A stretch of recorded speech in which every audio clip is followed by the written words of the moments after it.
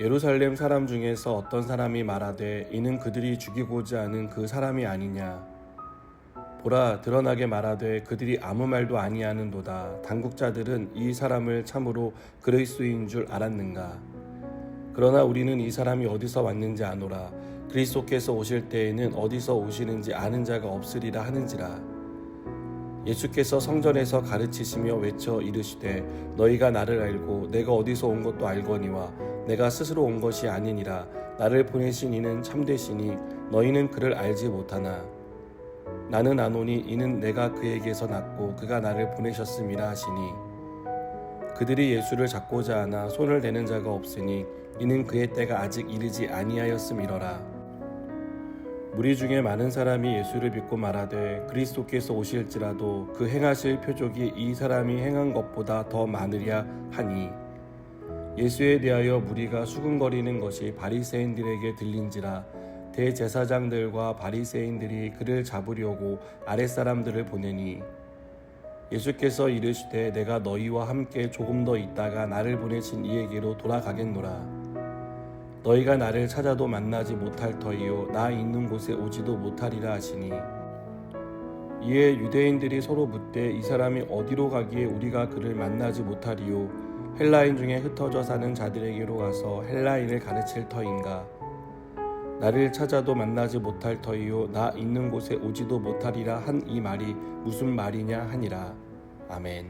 예수님은 예루살렘에 가면 종교 지도자들에게 죽임당할 것을 알면서도 위험을 무릅쓰고 가십니다. 종교 지도자들이 볼 때 예수님의 가르침과 행동은 자신들이 그동안 지켜온 율법의 정신과 장로들의 전통을 파괴하는 것이었습니다. 특별히 요한복음 5장에서 있었던 안식일에 38년 된 병자를 고친 일은 절대로 해서는 안 되는 일이었습니다. 그러나 예수님은 종교 지도자들이 율법과 전통을 계승한다고 하지만 사실 이들은 율법을 오해하고 지키지 않는다고 책망하십니다. 겉모습만 보면 종교 지도자들은 완벽한 신앙인입니다. 매달 11조를 내고 매주 두세 번씩 금식을 하고 성경을 읽고 연구합니다.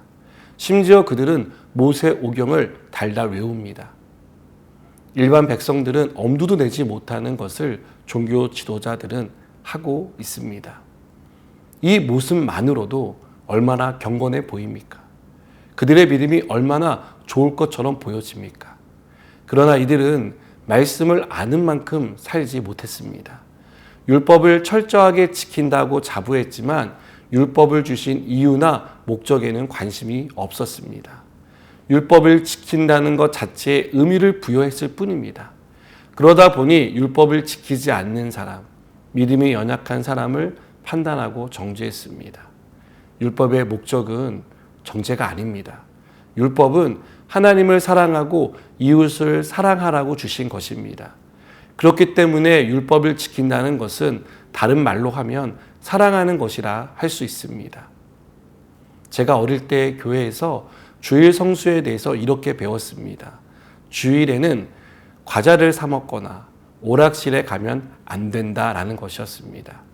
그것은 안식일을 거룩히 지키라는 십계명을 어기는 것이라고 배웠습니다. 그래서 어떤 날은 목사님 몰래 주일에 떡볶이를 사 먹고 양심에 찔려서 하루 종일 괴로워한 적이 있습니다. 오락실은 최대한 가지 않으려고 참다가 친구들의 꼬임에 못 이겨 한번 가고 나서 일주일 내내 회개했던 적도 있습니다. 율법은 양심의 가책을 받고 다른 사람을 판단하라고 주신 게 아닙니다. 율법을 주신 것은 그 율법에 나와 있는 정신, 하나님을 사랑하고 이웃을 어떻게 사랑해야 하는지를 우리에게 깨우쳐 주기 위해 주신 것입니다. 종교 지도자들은 38년 된 병자가 안식일에 나음을 입은 것 때문에 화가 났습니다. 그들은 병자를 고치는 일은 안식일에 해서는 안 되는 일이라고 굳게 믿었기 때문입니다. 그러나 그들은 남자아이가 태어나면 율법에 따라 태어난 지 8일 만에 할례를 행했습니다. 아이가 할례를 받아야 하는 8일째 되는 날이 안식일이라 해도 이것은 율법이 정한 것을 지키는 것이기 때문에 그날 꼭 행했습니다.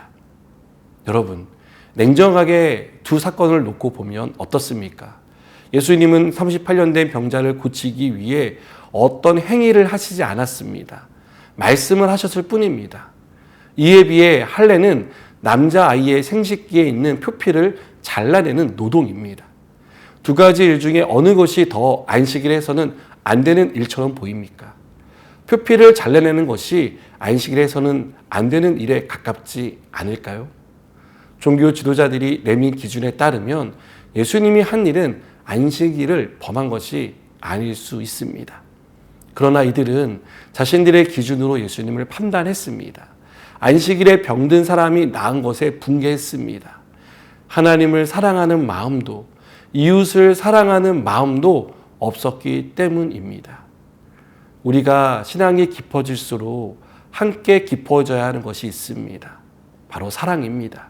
신앙이 깊다는 것은 성경을 잘 안다는 뜻이 아닙니다.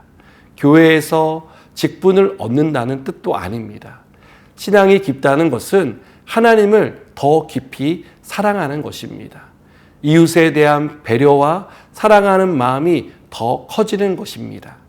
그것이 우리의 믿음이 깊어지고 있다는 증거라고 믿습니다.